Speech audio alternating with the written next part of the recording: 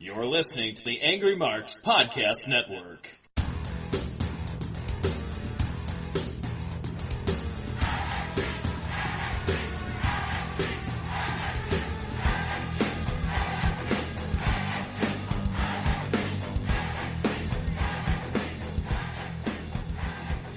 Welcome back, everybody, to the Angry Marks Podcast Network. I am Rohan Unruh, and this is NXT for January 16th, 2018, number NXT 487. We get an opening tag team match, the Street Profits, taking on a debuting team of the Metro Brothers, Chris and JC. If you were a WWE fan in 2005, you remember a tag team known as Deuce and Domino, or the Greasers, or something like that. These Metro Brothers are a complete cloning ripoff of Deuce and Domino. They have the 50s greaser look. They wrestle in white t-shirts, leather jackets, aviator sunglasses, and with none of the talent of Deuce and Domino. So that is where the similarities end. Mauro Ranallo mentions that the Street Profits are the Evolve Tag Team Champions. So we might see some Evolve talent coming up. That'd be kind of cool. Montez starts with a high dropkick on, I guess we'll call him Metro Brother number 1, Chris. I can't tell these two guys apart. Profits are so excited and they're so fired up, and the other smaller Metro comes in, gets clocked by Dawkins with a right cross. Montez gets in the ring, hits a ridiculous looking frog splash, and the Street Profits get a very quick win at a minute 48. During the celebration, the Forgotten Sons attack the Street Profits. They leave both guys laying. They're yelling in their faces, "We're forgotten no more." So, if they don't want to be forgotten, why are their names the Forgotten Sons? Anyways, Kathy Kelly is interviewing Keith Lee and Matt Riddle in the back. Riddle is dressed in a nice-looking blue long-sleeve dress shirt and a crooked tie. He looks like every high school hockey player that's about to get drafted. He hasn't been medically cleared to corner Keith Lee tonight, so he won't be at ringside. Lee does nothing. He just flexes. We get Aleister Black cutting a promo teasing that they're going to start their fight a week early next week on NXT TV. They don't need to wait until TakeOver Phoenix. Get an interview segment, Bianca Belair coming out. She sent Nikki Cross packing, and when it comes to the NXT Women's title, she's got 20/20 vision. She is interrupted by Shayna and the Entourage. They come down to the ring and they look Bianca up and down. Shayna puts her over for all the records that she sets at the Performance Center. You're obviously the fastest and you're the quickest, but you're not the smartest. So Shayna is going to tear her arm off at TakeOver Phoenix. Shayna gets in her face, says, "I'm going to break your arm and silence the hype and change your vocabulary from undefeated to overrated." I thought that was a cool line. Bianca slaps Shayna. She eludes the horsewomen and bails up the ramp. I did like the back and forth between these two. I wish they would give Bianca more mic time. I think she has all kinds of charisma, and if they give her a chance and not saddle her with the typical verbiage that their scriptwriters usually give, not just their women, but most guys in general, she can stand out. But they won't, and so I guess it's a moot point. Dominik Dijakovic taking on the Brazilian martial artist Adrian Jaoud. Jaoud tries an ankle roll early. He gets a double leg takedown and rides Dominik.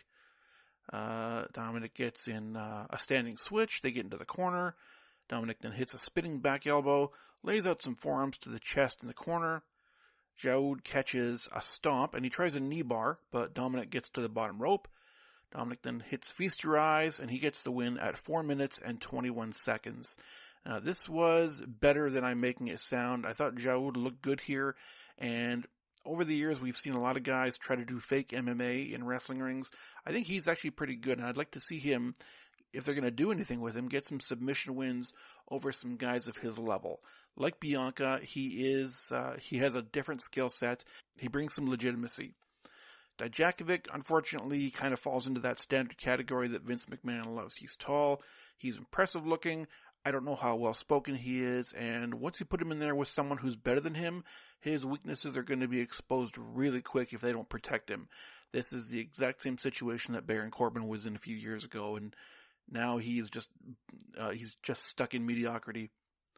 We get a War Raiders promo. apparently, taking place in Winterfell or in a forest somewhere. They have torches. They set some chairs on fire that have the Undisputed Era's logo on them.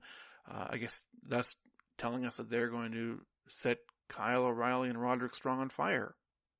Interesting. We get a video recap of the NXT TakeOver UK show, which included the debut of Walter. Now, this show looks awesome. I'm definitely going to check this out. After seeing this promo, I need to make some time for this show because they've got some performers on here that look really cool. We got Johnny Gargano taking on Humberto Carrillo. So Johnny comes out first, and he's still getting a mixed reaction. Johnny is high-fiving the kids, but he's getting booed by a lot of the adults. This is a very quick, high-paced match. Humberto gets lots of high-flying. He sends Johnny to the floor. Humberto got really a lot in this match. Humberto tries to dive, but Johnny hits the slingshot spear for the heat. Humberto hits a flipping back elbow and a dive to the outside, a top rope drop kick, and a standing moonsault for a near fall. Johnny hits a super kick out of nowhere, outside to inside slingshot DDT for the win in about 5 minutes. After the match, Johnny walks to the corner of the ring where the camera guy is standing, and he just cuts a really quick promo, and just little things like this that we don't see anymore. We used to see this all the time in the 90s.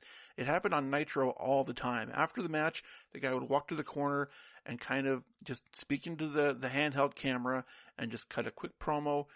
Nothing overly produced, just a nice little touch that I'd like to see more of. We get a cut back to Tommaso Ciampa doing a promo with Goldie.